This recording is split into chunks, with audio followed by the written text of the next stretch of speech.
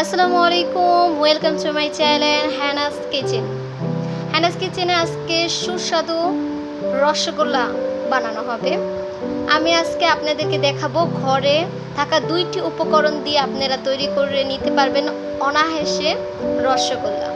সুস্বাদু কলকাতার রসগোল্লা। আমি এখানে কলকাতার রেসিপি ইউজ করে কলকাতার রসগোল্লা বানানো দেখাবো। আপনারা কিভাবে বাঙালি হয়ে আপনি কলকাতার রসগোল্লা আপনি নিজের ঘরে বানিয়ে ট্রাই করে দেখতে পারবেন। অবশ্যই একদম কলকাতার মতো সফট সুইট রসগোল্লা হবে। আমি একটা রসগোল্লা উঠিয়ে আপনাদেরকে দেখিয়ে দিচ্ছি কতটা সফট এবং কতটা সুন্দর হয়েছে। দেখতেই পাইতেছেন রসগোল্লার সাইজটা কি সুন্দর হয়েছে। চামচ লাগতে না লাগতে আপনার কেটে যাইতেছে, এখানে দেখতেই পাইতেছেন কি সুন্দর হয়েছে। ভিতরটাও কতটা ফাইন হয়েছে দেখাই যাইতেছে, অসাধারণ মাশাআল্লাহ। টেস্টটা এর চেয়েও বেশি ভালো হয়েছে। মাশাআল্লাহ, অনেক নাইস টেস্টটা। দেখতেই পাইতেছেন রসগোল্লার সাইজটা কতটা বড় হয়েছে, ফুইলা কি রসালো টলটলা। আমি এখানে ফুল রেসিপিটা আপনাদেরকে দেখাবো। তো শুরু করা যাক, বিসমিল্লাহ করি আমরা শুরু করে নিই। এখানে সর্বপ্রথম আমি একটা পাতিলে দিয়ে দিয়েছি, যেটার মাধ্যমে আমি এখানে দুধ গরম করে নেব। আমি দুধের জন্য এখানে 1 লিটার দুধ ইউজ করতেছি। আর এই প্যাকেটিংয়েরটা আপনারা চাইলে যে কোনো প্যাকেটিং ইউজ করতে পারেন, কোনো সমস্যা নেই। যদি আপনার হাতের কাছে গরুর খাঁটি দুধ না থাকে আপনার লিকুইডটাও ব্যবহার করতে পারবেন, কোনো সমস্যা হবে না এতে। আসলে এক হাতে ক্যামেরা আরেক হাতে আপনার ঢালার জন্য একটু পড়ে গেছে, অবশ্যই অফিস স্ক্রিনে দেখাইলে আরও একটু ভালোভাবে ঢালতে পারতাম। আপনাদেরকে দেখানোর জন্য দেখে আমি কতটা কষ্ট করতেছি। এখানে পুরো 1 লিটার দুধ আমি দিয়ে দিয়েছি। এখানে কিন্তু কোনো পানি ইউজ করা যাবে না, অবশ্যই জিনিসটা মাথায় রেখেন, কোনো পানি ইউজ করা যাবে না। এখন এটাকে খুব সুন্দর করে বলক আনতে দেব, প্রায় 10 মিনিট সময় লাগিয়ে। এখানে অবশ্যই আপনার হালকা গরম হয়ে আসার পর থেকে আপনি নাড়াচাড়া করতে থাকবেন, নিচে জানি লেগে না যায়, অবশ্যই এদিকে নজর রাখবেন। আর নাড়তে চাড়তে দুধটা খুব সুন্দর করে গরম করে নিতে হবে। এর কিছুটা সময় নিয়ে ধৈর্য সহকারে কাজ করলে সব কিছু খুব সুন্দর একটা ফল পাওয়া যায়। অবশ্যই ভিডিওটা না টেনে স্কিপ না করে পুরোটা ভিডিও মনোযোগ দিয়ে দেখবেন। তো আপনি ঘরে বসে 2টি উপকরণের মাধ্যমে আপনার কলকাতার রসগোল্লা আপনি বানাতে পারবেন, সেম টু সেম কলকাতার রসগোল্লার মতো হবে ইনশাল্লাহ। আপনি এই প্রসেসে খুব সুন্দর করে দুধটা নেড়ে চেড়ে বড় করে নেবেন। এখানে দেখতে পেতেছেন আমার দুধটা প্রায় অনেকটা গরম হয়ে আসছে। আমি নাড়াচাড়া করতেছি। আমি অবশ্যই অনেকটা সময় নিয়ে কাজ করেছি। আপনারা যদি আমার প্রসেসগুলো সেম টু সেম অ্যাভেলেবল করেন, তাহলে অন্য কোনো উপাদান ছাড়াই আপনারা খুব সুন্দর করে কলকাতার রসগোল্লা বা সফট রসগোল্লা যাকে বলে, খুব সুস্বাদু রসগোল্লা যেটাকে বলে, ওটা আপনারা খুব ঘরে বসেই খুব সুন্দরভাবে বানিয়ে নিয়ে খেতে পারবেন। এখানে শুধু দুধ আর চিনি 2টি উপকরণের মাধ্যমে আমি আজকে আপনাদেরকে দেখাবো। অতিরিক্ত কোনো কিছু ইউজ ছাড়াই আমি আপনাদেরকে শিখিয়ে দেব কীভাবে রসগোল্লা বানাতে হয়। আপনারা অন্য সব যদি প্রসেস বা ফলো করেন, ওখানে দেখবেন বহু কিছু লাগে যাটা আমাদের হাতের কাছে থাকেও না, আমরা তৈরি করে সেটা খাইও না। দেখতে পেতেছেন খুব ভালো বলক আসছে। আমি চুলাটা বন্ধ করার পরেও দেখতে পেতেছেন খুব ভালো একটা বলক আসতেছে। এই পর্যায়ে একটু ঠান্ডা করে নেব আমরা। আমি নেড়ে চেড়ে একটু ঠান্ডা করে নিতেছি। এখানে দেখতে পেতেছেন আমি একটা বড় সাইজ লেবু দিয়ে নিয়েছি। এখানে আমরা লেবু দিয়ে দুধটাকে ফাটিয়ে নেব, মানে যেটাকে বলে ছানা উঠিয়ে নেব। তার জন্য আমি এখানে দেখতে পেতেছেন আমি একটু ঠান্ডা হওয়ার পর কিন্তু লেবুটা অ্যাড করতেছি। আপনি চাইলে লেবুর সাথে একটু পানি মিশিয়েও দিতে পারেন, বাট আমি মনে হয়েছে যে এটার প্রয়োজন নাই, আমি ডাইরেক্টলি লেবু অ্যাড করে দিতেছি চিপড়িয়ে।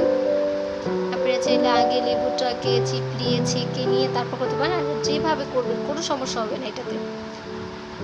দুধটা ছানা ছাড়াটাই এসে মেন বিষয়। আমি একটা করে চিপড়ে দিচ্ছি আর একটা করে নাড়া দিয়ে দিচ্ছি, আস্তে আস্তে এটা ফেটে যাবে। হইতে পারে ফাটতে কিছুক্ষণ সময় নিতে পারে, মানে ছানা ছানা হইতে একটু সময় নিতে পারে, এটাতে আবার ভয় পেন না। আপনি লেবুটা একটা চিপড়িয়ে দিয়ে কিছুক্ষণের জন্য রেখে দেবেন, দেখবেন অটোমেটিকলি আপনার দুধটা একদম ছানা ছানা হয়ে গেছে, এটা কোনো বিষয় না। প্রথমবার যদি করেন অবশ্যই আপনার কাছে একটু দ্বিধাবোধ হতে পারে, কোনো দ্বিধাবোধ করবেন না। প্রসেসগুলো যেভাবে দেওয়া আছে ঠিক same to same process use করে অবশ্যই আপনি খুব সুন্দর একটা রেজাল্ট পাবেন। ধৈর্য সহকারে কাজ করার পর ফলটা পাওয়ার পর খুব ভালো লাগে। আপনি যখন রসগোল্লাটা বানাবেন আপনার সব কিছু কষ্টটাই আপনি ভুলে যাবেন যে এতটা কষ্ট করে বানিয়েছি, অনেকটা সময় অপচয় হয়েছে, ওই সব কিছুর মূল্য মনে করেন রসগোল্লা পরিধান করে দিতে পারবে। আমি এখানে অনেকটা সময় নিয়ে কাজটা করছি। হালকা হালকা করে নেড়ে নেবেন, অবশ্যই এটাকে বেশি নাড়া দিবেন না, কারণ হালকা গরম থাকতে আপনি এখানে লেবু দিতেছেন। যদি বেশি নাড়াচাড়া দেন বা বেশি নাড়েন তাহলে কিন্তু প্রসেসটা হবে না। এখানে দেখতেই পেতেছেন আমি একটা কাপড়ের টুকরা করে নিয়ে নিছি। তখন এটার মধ্যে আমি ছানা হয়ে গেছে, আমি এখানে পানিটা ছাকার জন্য পুরোপুরিভাবে ঢেলে দিতেছি। আস্তে আস্তে আস্তে আস্তে করে অবশ্য আমার ছানাটা দেখছেন খুব সুন্দরভাবে কেটে গেছে।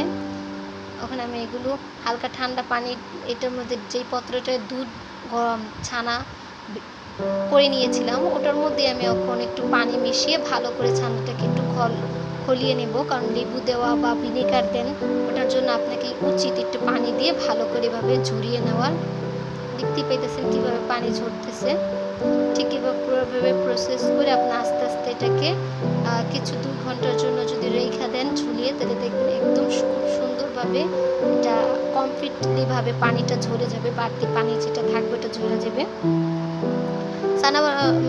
ছানাটার কিন্তু রসগোল্লা বানানোর জন্য একদম হালকা ভিজার প্রয়োজন, বেশি পানি প্রয়োজন নেই, তার জন্য খুব ভালো করে ঝরিয়ে নিতে হবে। এখানে দেখছেন বড় একটা পাত্র নিতে হয়, সবসময় চিন্তা করবেন শিরা যতটুকু হোক বাট বড় পাত্রে নিলেও ওটা সুবিধা হয়। এখানে আমি 1 কাপ চিনি ইউজ করেছি, এই কাপের আমি 3 কাপ পানি ঢেলে দেবো অনায়াসে। দেখে নিয়েছি 1 কাপ পানি দিয়ে দিচ্ছি। আসলে আমার পানিটা আনতে একটু সময় লেগে গেছে, যার কারণে গরম তাপে চিনিটা গলে যাচ্ছে।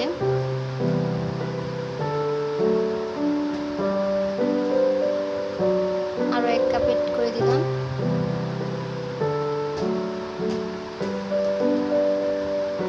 আরও 1 কাপ এড করলাম।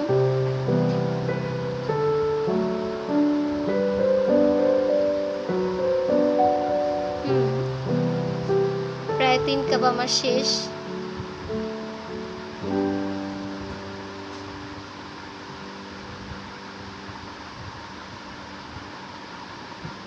আমি এখন এটাকে নিয়ে ভালো করে নেড়ে ছেড়ে নিতেছি, জানি চিনিটা খুব ভালো করে আস্তে আস্তে গলে যায়।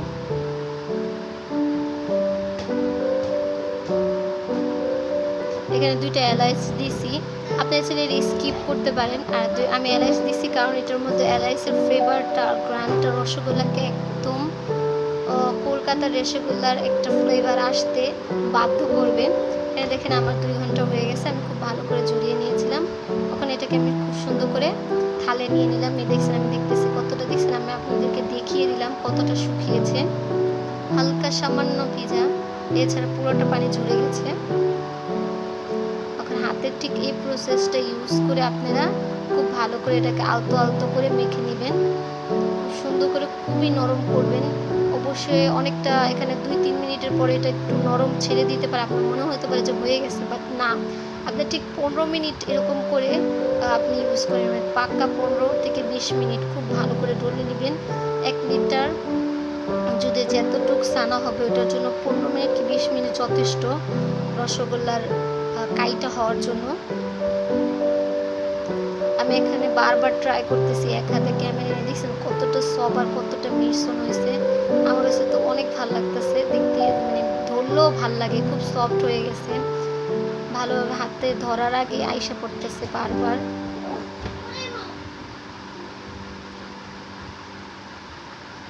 দেখছেন যে কোনো একটা শেপ হয়ে যেতেছে, আপনি বুঝবেন কখন যে হয়ে গেছে, যেরকম আপনার এরকম শেপটা কোনো ফাটল না কিছু না, যেরকম কোনো শেপটা আর্টেক্ট হইতাছে বা আর্ট হয়ে যেতেছে তখনই বুঝুন হয়ে গেছে। যে ছোটো ছোটো করে কেটে নিয়ে আমি এইভাবে গোল করে নিয়েছি 2 হাত দিয়ে, আর স্কিপ করে দেখাইতে হয়েছে কারণ আমার হাতে এক হাতে ক্যামেরা আর এক হাতে আমি কাজ করতে অসুবিধা হয়। এখানে দেখতে পেতেছেন বলকা এসে পড়ছে আমাদের শিরার পানির প্রসেসটা একটু বেশি রাখবেন সব সময়, বলক আসার সাথে সাথে চেষ্টা করবেন এটা দিয়ে দেওয়ার।